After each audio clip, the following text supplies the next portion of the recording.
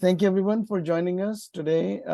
It's going to be me and Chandan talking about Meta, whether it's a great stock to buy, to hold, and what the future entails. Let me quick introduction about me. I'm Gagan Sandhu. I'm the co-founder and CEO of Zillion, and Zillion is a platform to help you multiply your money and reach financial freedom sooner. And with me is Chandan. Hello friends, my name is Chandan. I am a co-founder of SEC Diver. I'm also an engineer by trade. SEC Diver is basically your go-to market, your go-to solution for doing fundamental analysis of your business. So if you are interested in stock and you would like to understand how is it doing, should I invest or not, I would highly encourage you to check it out. Yeah, and I go to SEC Diver all the time because it's really detailed. Great. Thank you, Chandan. Let me just share my slides here. Again, we are going to talk about Meta. And if you have any questions, feel free to ask here, or you can ask or when we post it, you can ask it later. So feel free to ask questions to me or Chandan. Well, we'll be happy to answer here, now, or later via comments. Okay, so a little bit about Zillion. We believe that there are 7 steps to achieving financial freedom. The most fundamental is earning. Increasing your earnings is the surest way to reach financial independence. Saving most of your earnings is a sure short way to achieve financial freedom.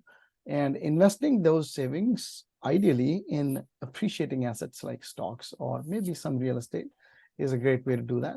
And spending, after saving and investing, spending the rest is the way to go. And also borrowing the right amount at the right interest rate, not be afraid of borrowing, but not splurge either.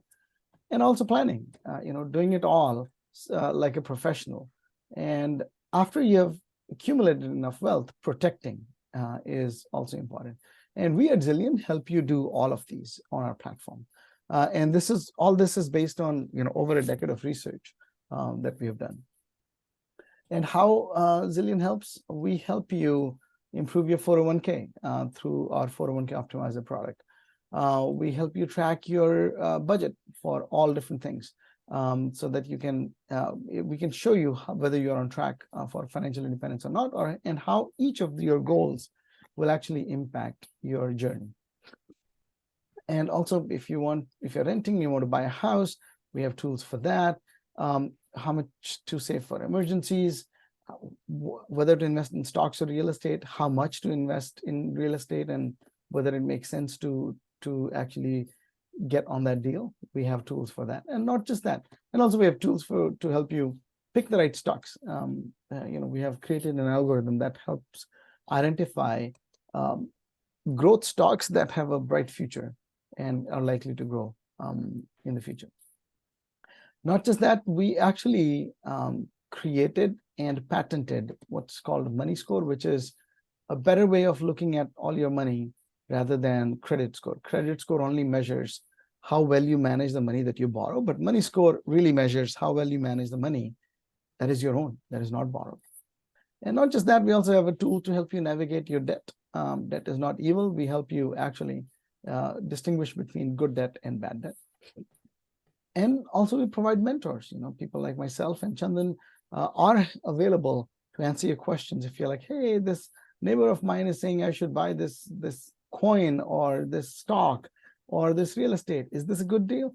If you have questions that can't be answered on the platform, you're welcome to reach out and get your questions answered by a human being. Our goal is that you should be able to manage all your finances in less than 10 minutes per week, because we understand you are busy, taking care of family, working full-time job, and we don't want you to be beholden to your finances. We make it super duper easy. Okay, with that, Chandan, over to you. Let's talk about Meta. Who doesn't know what Meta? Meta, formerly Facebook, right? It's all in our pockets, right? We use Facebook, we use Instagram, we use WhatsApp, right? So today we're talking about Meta, and you can see from this graph the phenomenal revenue growth that Meta has seen from its inceptions, right? It's Meta is now generating more than $100 billion of revenue per year, right?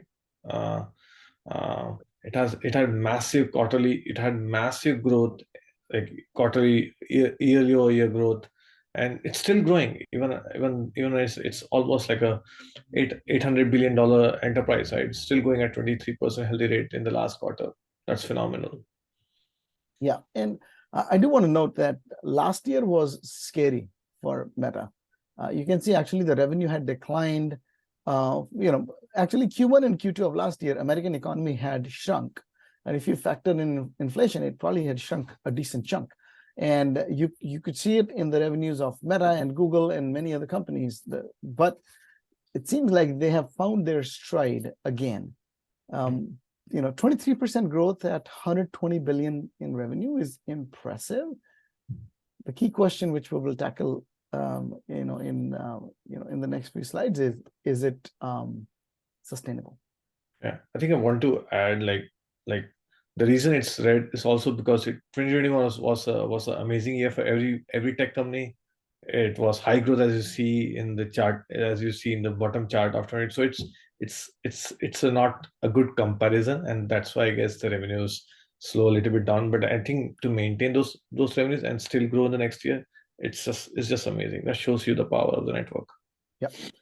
And also, another thing to keep in mind is, and by the way, full disclosure, I bought Meta, which was then called Facebook, at IPO, so around 2012, and I sold it in 2017 after the election fiasco and privacy concerns and all that. So I have not owned it since. But one thing that I was concerned about when I sold it around 2017, 2018 was the growth rate had started coming down. And you can see, if we take the COVID, mania out, the growth was steadily slowing down. Even after the acquisition, they acquired Instagram in 2011, 2012. They acquired WhatsApp in 2015-ish. And, that provided some bump along the way. But overall, you can see if COVID had not hit, they were already on decline. And also Apple's privacy changes also came online. That had an impact as well. So long term, this is an anomaly because this was high growth, and the COVID, I would say 6-7 quarters of COVID growth was also an anomaly. Okay, how expensive is Meta? Chandan. Yeah, I think this is a favorite slide of Gagan, I guess, where he compares every company with its price to sale. I think it's a good enough multiple to understand where a company stands with its peers. So as you can see, if you look at most of the tech companies, they typically are valued at 5 to 10 multiples of this price to sales, and Meta currently is trading at 7 multiple. But if you look at the 2022 bottom, it was actually much cheaper. It was less than 3 actually. Yeah, it was actually 2 point something. It was a great time to buy. It was a wonderful time to buy. Yeah. I think November or December of last year was when actually it had troughed, and since then I think Meta at one point closed under $100, and 90. then it jumped to like now what, 330, 340, something like that. 3x. So yeah, pretty amazing recovery. But again, to reiterate, this number, price to sales, is what is the market cap of the company divided by the annual revenue. So Meta, it's each dollar of its revenue is right now, the market thinks that it's worth about $7 in terms of its market value. And like Google is 6, Netflix is 6, most tech is 5 to 10. But as Chandan said, last year this number came down to 2. And last year, actually, Q3, Q4 were a great time to buy tech companies, even early Q1 of this year. But I think the next chart is probably even more illuminating. Yeah. So this is one of my favorite charts, I would say. It's called the price to operating cash flow. And essentially what it measures is how much profits the business is making and what is the price multiple we as customers are paying to invest in it, right? So as you can see in 2022, Meta was always a high growth company, so price to operating cash flow are pretty high. It's always 20 plus, 30 plus in the range. But during those times in 2022, it fell down to less than 10, and it was such a wonderful buying opportunity. And as you can see in the bottom chart, wherein you can still see even in 2022, the operating cash flow was increasing. It was lower than the 2021 peak, but it was still comparable and rising about 2020. So Yeah. And this is critical operating cash flow. Again, like if we go back, this is the time when Facebook was investing a lot of money, right? So over time, now it makes so much profit that even after buying all those servers and construction, I live in the Bay Area here. If you take that Highway 84 and go towards in front of Facebook campus, Meta campus, they have bought every small business there, and they're just constructing. Even after spending all that money, they still have operating cash flow, right? I mean, it's just pretty amazing how much profit they're making. At $126 billion in revenue, they're 40% profit, $50 billion of profits. Yeah, 50 billions of profit every year. So it's an incredible cash printing machine, for sure.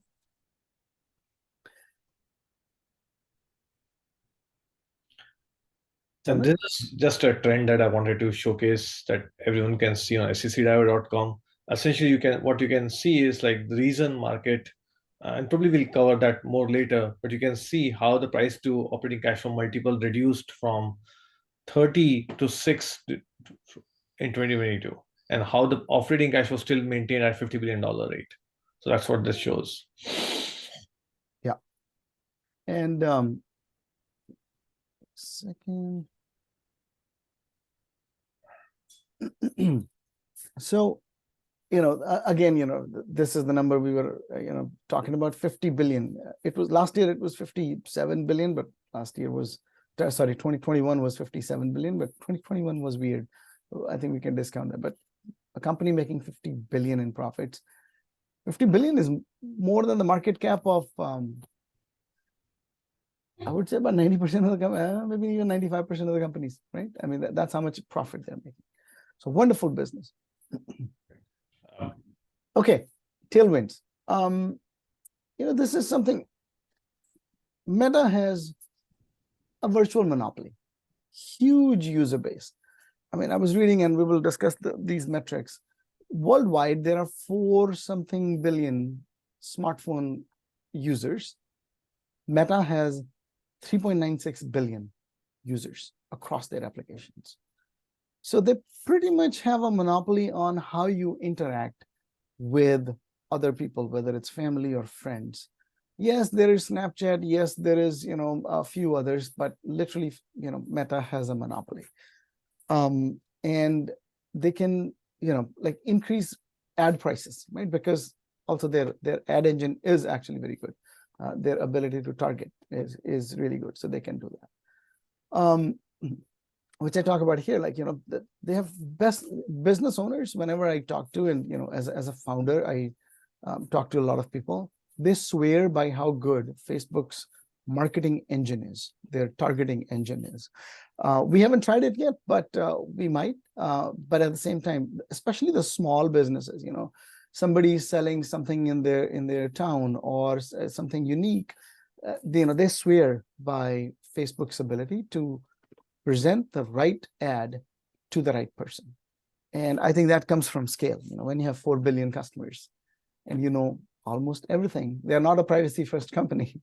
Then it hits differently. Sorry, there was a typo. And it shows in how the company actually reaps the rewards of that in terms of higher revenue, higher profitability. And just want to add to what Gagan is saying. I think their ads are highly relevant. That's one. Even with Apple's stopping them, the privacy thing that Apple did with all the ID stuff that Apple launched, market thought that's going to impact the Facebook revenues by a lot margin, and it didn't. And because Facebook has figured out a way to target without user data, based on the history that they have collected for the users. So I think that shows the mode that the business has acquired, and the quality of their engine that they have developed. Yeah. Yep. Um, One more thing I want to add here, probably, which would be which are significant tailwinds for Facebook, is the WhatsApp business part of it, which is going to be a massive driver with time. WhatsApp is heavily used across multiple businesses, and Facebook has just started business messaging. They're making a good amount of money. Obviously, it's tiny as compared to what Facebook makes right now, but it's growing at a pretty double-digit rate right now. Yeah. The question there is, can that ever become big enough to be similar to, like, say, Instagram revenues or Facebook revenues? And that's something, WhatsApp, I'm a fan. I've been using it, but it's I don't spend time on WhatsApp. I go take a look at the message and come back. Whereas the Instagram and Facebook apps, the reason Facebook has done so well is because they're able to suck you in, and you spend a lot of time. Whereas, it'll be interesting to see how they build features into WhatsApp so that I wanted to share an anecdote, right? Some of my relatives and they are able to launch their shops on WhatsApp, and so people can buy and book orders from there. That's just amazing with how small business can leverage it. Yeah, and especially in developing countries. In the developing world, WhatsApp is becoming, almost like a commerce channel to some extent. So it'll be interesting. But one thing is there, it's very hard to make money in developing countries. Facebook, Meta makes about 2/3 of its revenue in US, Canada, and Europe. So it's very hard to make that 4 billionth customer that's going to come to Facebook is not as lucrative as the first 200 million. So I think that's also, and WhatsApp is that kind of customer who's coming there for a utility, and is not in amongst the top 10%, top 20% socioeconomically, and monetizing that segment is hard. Agreed. Okay. Headwinds. As I said, social media is a saturated market. I'm dating myself, but Facebook came out in 2004, right? It was all the rage, when it had become popular, and when I remember when it first launched feed, right? The news feed, it was considered, it's the customers actually revolted. They're like, oh my God, this is a privacy violation. But it's a 20-year-old company. So it's been there for a while, and it basically owns it. And there is no new market to explore there. Like Apple, you can see that, okay, as people make more money, they desire an Apple phone. So Apple has, that going for it. That it's a more desirable product, and Android is the dominating platform. So more people, as they, improve socioeconomically, they desire Apple. But Facebook, if anybody wants Facebook, they already have Facebook, WhatsApp, Instagram. Any thoughts on that, Chandan? I think Facebook. I think the way to look at it is, like, Facebook has just one revenue stream, which is ads, and it's highly dependent on that. Emergence of any other social network, emergence of anything that presents a challenge to advertising, social media advertising is going to always be a big headwind for Facebook, right? And we saw that when TikTok was at its peak, and still it is right now, but because of certain US rules and certain legal things, it has helped Facebook gotten that time that he needed. And now Reels is becoming a pretty good alternative to TikTok. But there was a time when Facebook felt the heat, and that's when the market rewarded with rock bottom prices. Also, other than Instagram, WhatsApp, and Facebook, the original product, they have dabbled into, Facebook Marketplace is a good product. It's very good, especially for, like Craigslist at some point is going to die, and marketplaces seems like the logical next step, but they have not been able to monetize it. And they also dabbled in money management with, I don't remember what the name was, but they hired ex-CEO of PayPal to run it. Just didn't go anywhere. So they haven't. Libra. Libra, yes, Libra was the product they launched, and it didn't go anywhere. They shut it down. And actually related to that is, yeah, any thoughts on that, Chandan? I think some positives in terms of they just launched an e-commerce partnership with Amazon. Might be a good one in terms of it should be good for both companies. That's my guess. E-commerce is a big channel in terms of advertisement as well as in terms of reach. I think everyone wants user to spend more time on their platform, and I guess the more they spend time on their platform, the more is your propensity to show ads, and the more is your area to squeeze in those dollars. Yeah. But with Amazon, it has to be a frenemy kind of relationship, right? If Amazon is doing ads and Amazon is the de facto platform, if somebody wants to buy something, they go on Amazon, right? At least in the US and the markets where Amazon is.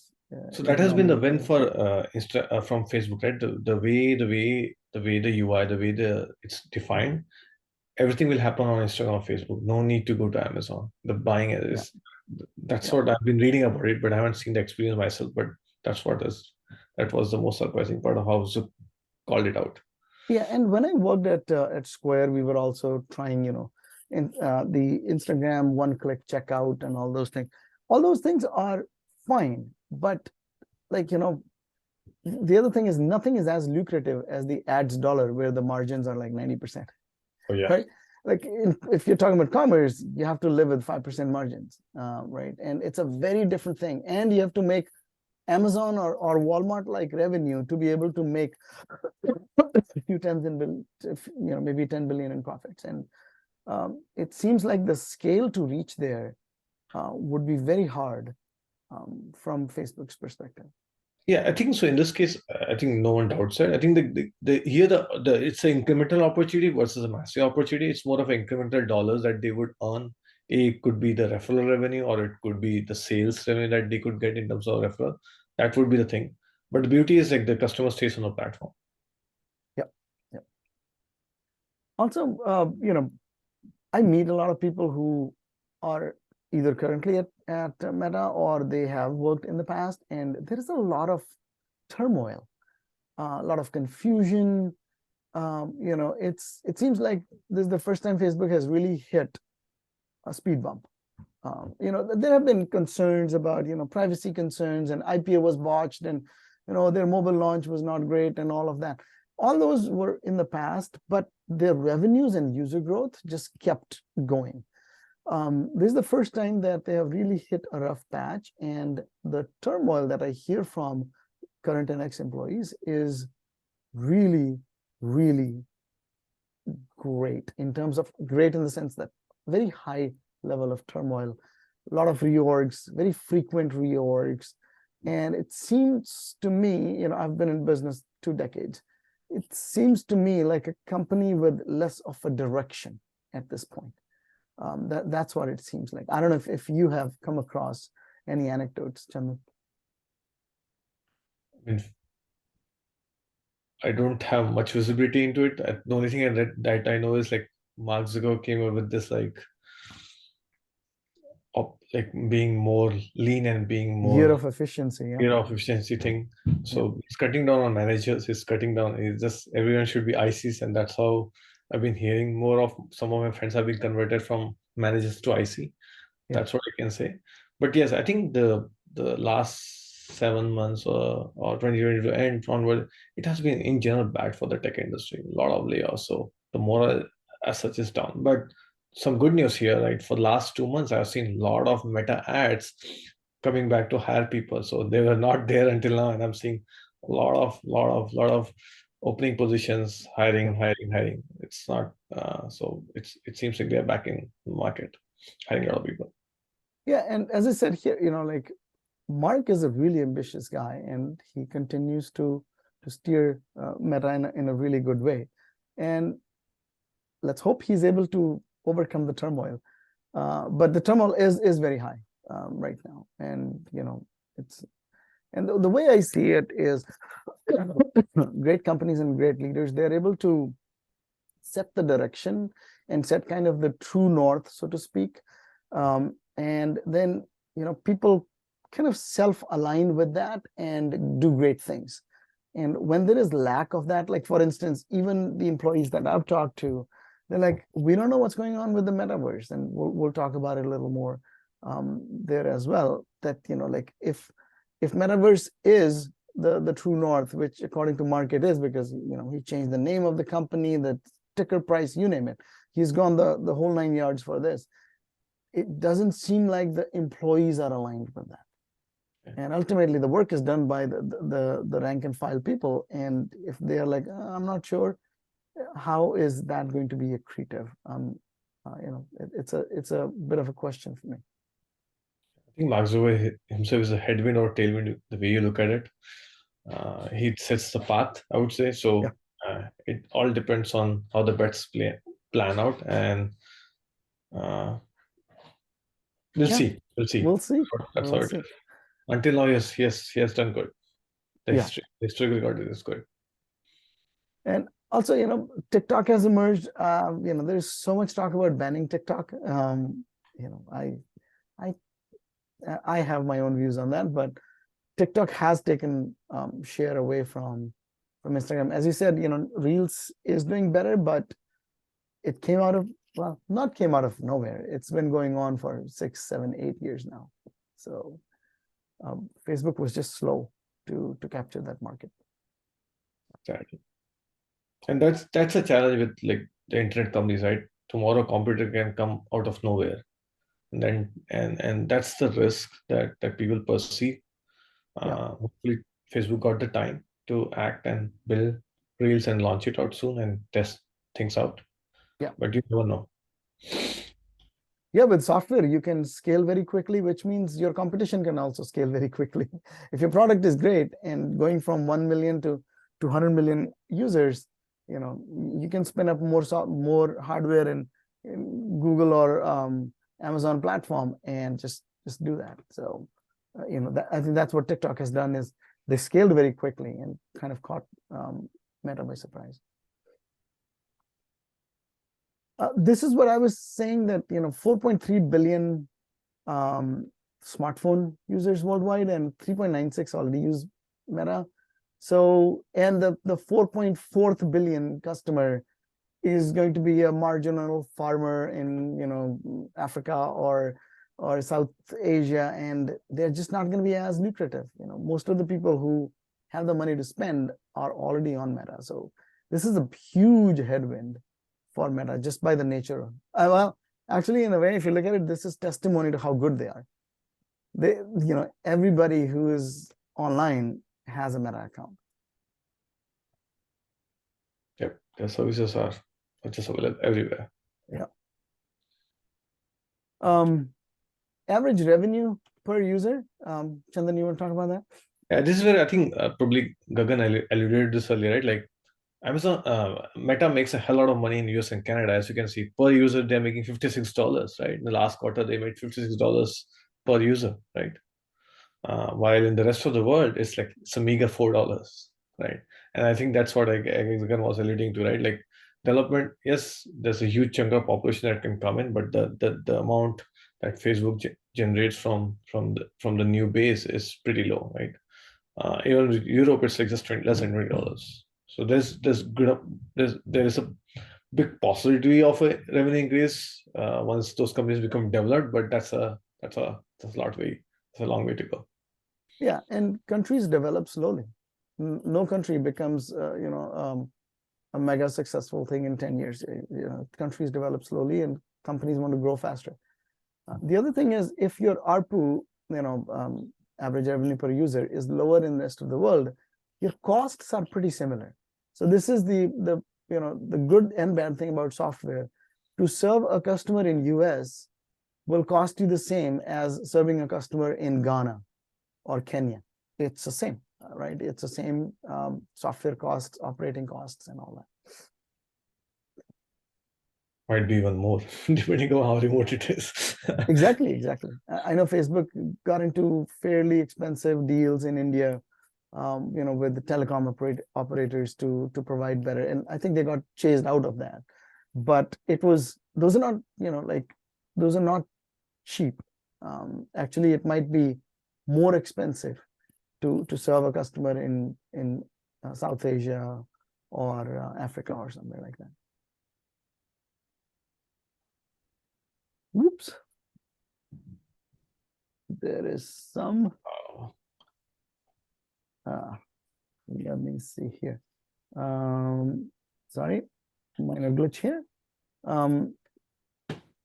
Okay, so something else we were looking at was Metaverse, right? It's a money pit, and it's just consuming a lot of the profit. I think they are at $10+ billion a year. But can it be? So the way I see it is, Meta is pushing the narrative of Metaverse is because it missed out the mobile, and I think Mark and the Meta team believe that if you don't own the operating system, then you are that's a liability, and they want to own the next operating system, and they believe it's Metaverse. And I have a hard time believing that. Just as a regular human being, as someone who's well versed with tech, as someone who has seen a lot of people use products that are similar to the Oculus, the AR VR. But I might be wrong. Apple has launched it, a $3,500 a fancy VR set. But when I look at it, I feel like Facebook, WhatsApp, and Instagram, they served a purpose that was there. But with Metaverse, they want to create a purpose. They want to actually manufacture a need. And I find it very hard to believe that the world will, everybody in the world will don VR glasses and walk around with that. Chandan, thoughts on that? I think, Gagan, by the way, you're spot on. I think I guess the reason, and I think everyone knows this, like the reason Facebook wanted, Mark Zuckerberg wanted to go into this is like he had been hit badly by the phone systems, by the OS, right? Because he doesn't have a control over that, right? And that's one of the reasons for him to invest heavily into Metaverse. He thought it could be the champion there, and he could build that OS that everyone could then build like App Store on, build apps on it, so he could control the things. And the problem is it's a bet.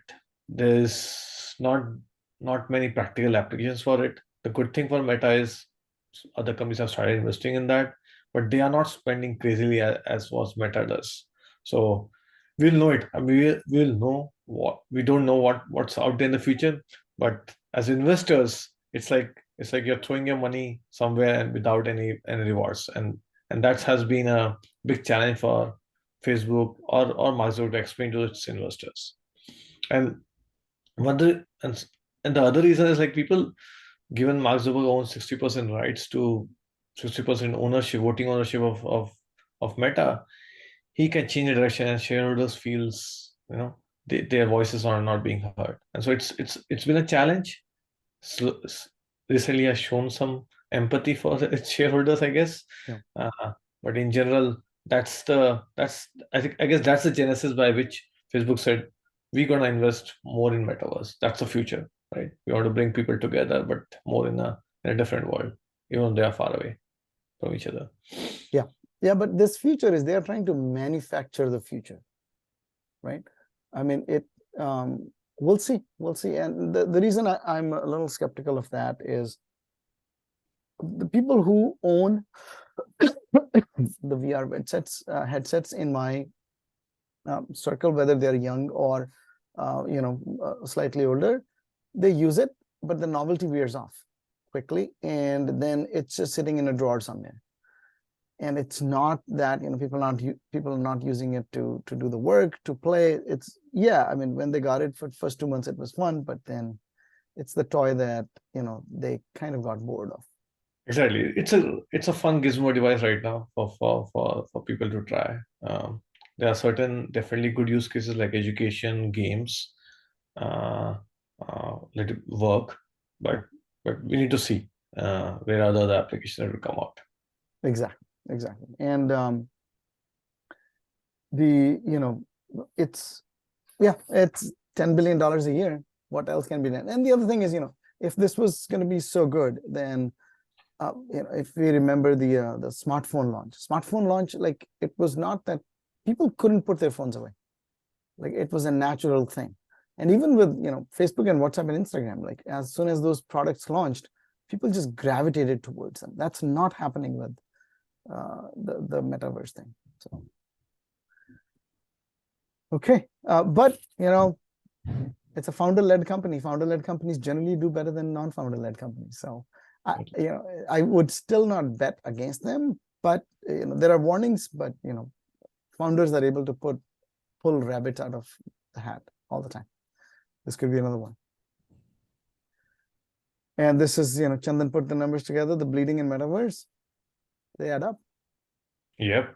As you can see, right, they're spending like close to $12 billion a year on Metaverse, and consistently. Even when Mark Zuckerberg said he may pause on the Metaverse, for last quarter he still spent $3.7 billion of revenue, of operating income. So it still continues. Yeah, and the day he said they would slow down, the stock, I think, went like, I don't know, 15-20% or something like that. Yep. Yeah. So okay, so this is one of our favorite things to do. Market cap right now, Meta is at 835 billion. 7 price to sales ratio, 29 is price to earnings, which is higher than SPY. SPY is about 20, 22 right now. Yeah, 18 to 20. Yep. And 23 is price to free cash flow.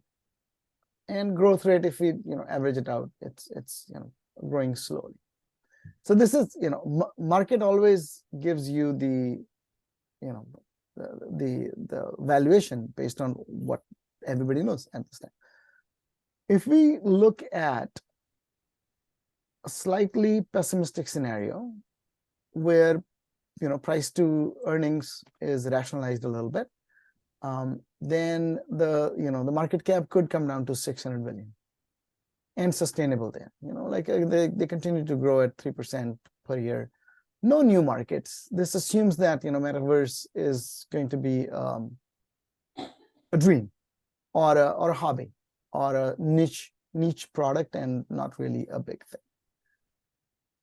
Any thoughts on this, Chandan? Well, I think the key thing here is, like, will they stop bleeding money, and will they stop converting that money that's going into that sinkhole and make something out of it? If that happens, I think this could be a floor, but there is a lot of upside depending upon how advertising in general continues to grow. Yeah. And again, 29 price to earnings is because some people are thinking Meta is going to stop spending these $10 billion, and this ratio all of a sudden will come down to about 20, which is the S&P 500 average.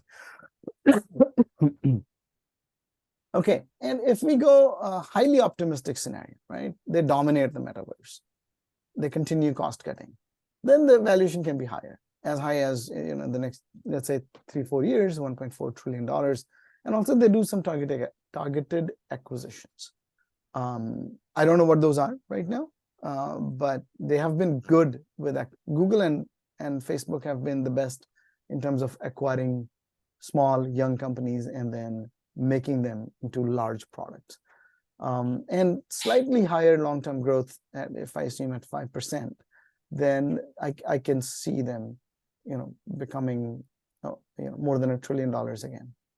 Yeah, and I would say Meta is also one of the top AI companies right now, and AI is in, as we saw in our NVIDIA story, NVIDIA, yeah, Meta is one of the top AI players. They just launched a lot of ChatGPT like models, and working with Microsoft to get it to a lot of users. So that's another area where hopefully they can do some enterprise play there. They have products like the Facebook Glass, sorry, the with Ray-Ban. There are certain partnerships. We'll see how it goes. But some of the things, some of the small bets are there. Yeah, and I don't know if many people know, but Facebook for Workplace was also a product. I don't know if it's doing Oh any yeah, yeah, right. They had definitely. launched it with fanfare, I don't know, 7-8 years ago. I don't know if it went anywhere, but they keep launching different things, and they have a lot of great talent, especially engineering talent.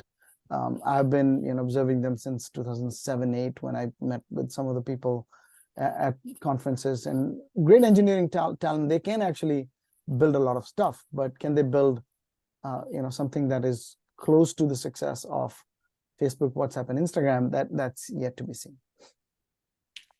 Truly. And they launched Threads as a competitor to Twitter. So it They shows did how launch it. wonderful their engineering forces. Yeah. Um, and this is what SEC Diver tells us, that Facebook is overvalued, right, Chandan?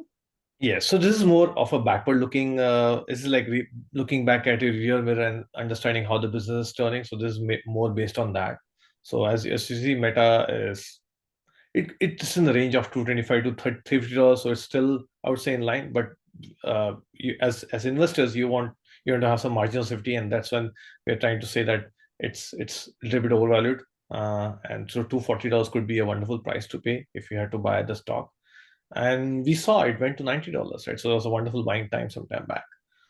There's a next slide there where we show how to determine how we figure out those values. So it's well understood in the investment world that a company stock price is basically a reflection of their underlying business fundamentals, how their profits are growing, how their revenues are growing, how their net income is growing, and so on. So as you can see, for the last 9 years, this is like when Facebook was like 190 $100 stock. Facebook revenues had grown at 34% rate. The cash flow had gone at 35% rate, but the stock price only has gone 9% at a 9% CAGR, right? CAGR is like a cumulative growth rate that Facebook has done over the time. And if you compare this with the market, which is index or Visa, you see how market has rewarded companies who have gone and made a growth rate above the market, right? So Visa has grown at 22% growth rate, while and market is rewarded with 60% stock price growth. And if you see index, it has grown at 8% rate in terms of earnings and still grown at 8% rate, right? And and the reason we saw that dip in stock price was the capex that Facebook had to invest, that Facebook was investing a lot in its metaverse, right? So if you see, the bleeding was like $31 billion in 2022. That's the amount of money that Facebook invested in Reality Labs and its metaverse thing, right? And so the valuation is just based on the underlying growth drivers, underlying fundamentals. That's what SEC ever tries to provide you on. But this number is now probably much larger. It's not 9% anymore, right? This was Yes, at a yes. point in time at the end of 2022, which was a great time to buy the stock. Exactly. As investors, we would like to buy cheap, $50 bill on $100 bill for $50. Yes. That was a wonderful opportunity. Yeah. Yeah. And again, this is all our opinion. It's not financial advice. Please do your own due diligence.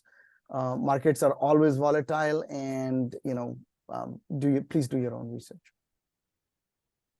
And if you're looking for ideas on what to invest in, feel free to check out Zillion platform, where we show you which stocks actually you should invest in, and help you find some future growth stocks. And we also show you a lot of great information, which is fairly easy to understand and process. For instance, if you're looking at Meta, you can look at Zillion, and some of the things we show you is overall performance, And see, the 9% is now 10%, 20%, 10-year cumulative growth. And we also show you, whether where they rank, these companies rank. For instance, price to sales ratio of Meta is higher than 96% of its peers. So it is an expensive stock right now. Price to earning is greater than 93% of its peers in the industry. So it's a very pricey stock, if you ask me at this point. So you can see all of this. We also show you the earnings growth and all that. And probably one of the reasons is the earnings growth has been great, but that's coming from a lot of cost cutting. So feel free to explore the platform and see if any companies you would like to invest in. Also, you can get 1 month free for Zillion by going to zillionapp.com. Sign up today, and we will put you on your way to financial freedom. Thank you so much. Chandan, any last words? Yeah, I think please try Zillion app. I think it's a wonderful product. Thanks everyone for building it for everyone. It's gonna help you keep track of your financial journey and hopefully make you much more financially secure. Thank you, Chandan. And this masterclass will be online on YouTube and our website in the next 24 hours. Thank you, everyone.